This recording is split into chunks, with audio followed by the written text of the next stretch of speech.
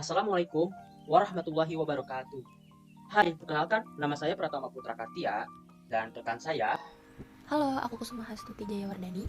Di video kali ini kami akan menjelaskan materi tentang impor sementara. Adapun yang akan kami bahas adalah impor sementara, izin impor sementara, jangka waktu impor sementara, kewajiban pabean, penyelesaian terhadap barang impor sementara. selanjutnya impor.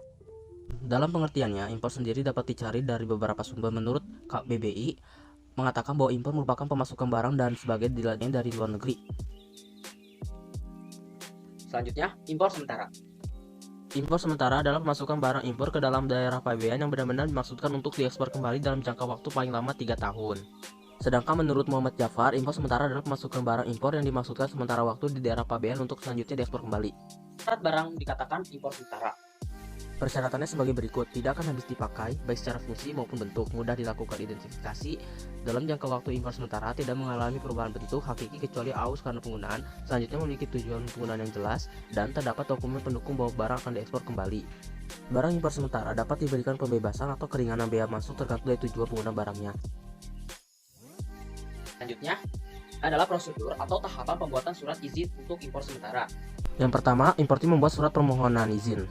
Yang kedua, pejabat bea cukai melakukan penelitian atau pemeriksaan. Dan yang terakhir, pejabat bea cukai memberikan persetujuan. Pencabutan surat izin impor sementara. Barang impor sementara yang sudah mendapatkan surat izin impor sementara dapat dicabut izinnya jika barang impor tersebut dipindah lokasinya tanpa mendapatkan izin dari kepala kantor pabean dan digunakan untuk tujuan lain tanpa mendapatkan persetujuan. Barang impor sementara yang telah dicabut izinnya akan dilakukan penyegelan di kesempatan lainnya dan dianggap sebagai barang impor sementara tidak diekspor kembali.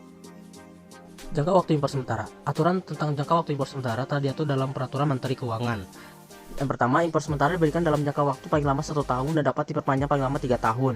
Kedua, terhadap barang impor sementara untuk keperluan pameran, seminar, konferensi, atau kegiatan semacam itu diberikan jangka waktu impor sementara paling lama 1 tahun dan tidak dapat diperpanjang.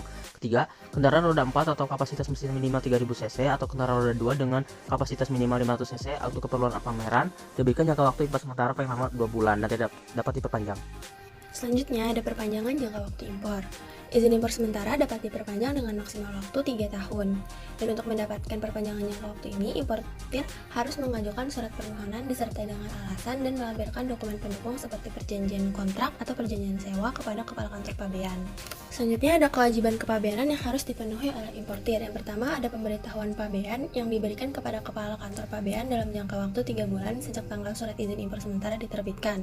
Yang kedua ada sejumlah jaminan dan pembayaran yang harus dijaminkan dan dibayarkan oleh importir. 3. Ada pemeriksaan fisik barang yang dilakukan pada saat barang impor masuk daerah kepabeanan, saat diajukan perpanjangan waktu, dan saat diekspor kembali. Untuk jaminan dan pembayarannya sendiri telah diatur dalam undang-undang sebagaimana berikut. Selanjutnya ada penyelesaian terhadap barang impor sementara. Untuk penyelesaian barang impor sementara terdapat 2 cara, yaitu diekspor kembali dan tidak diekspor kembali. Untuk barang yang tidak diekspor kembali, apabila barangnya mengalami 3 kondisi. Yang pertama ada tujuan tertentu, dihibahkan ke pemerintah pusat, atau dalam keadaan yang memaksa. Barang impor sementara yang diekspor kembali, maka importir harus mengajukan pemberitahuan pabean ekspor kepada kepala kantor pabean tempat dikeluarkannya izin impor. Lalu pejabat bea dan cukai akan mengecek atau memeriksa barang apakah barangnya sesuai atau tidak dengan dokumen. Jika tidak ditemukan kesesuaian, maka barang tersebut tidak diizinkan untuk diekspor kembali.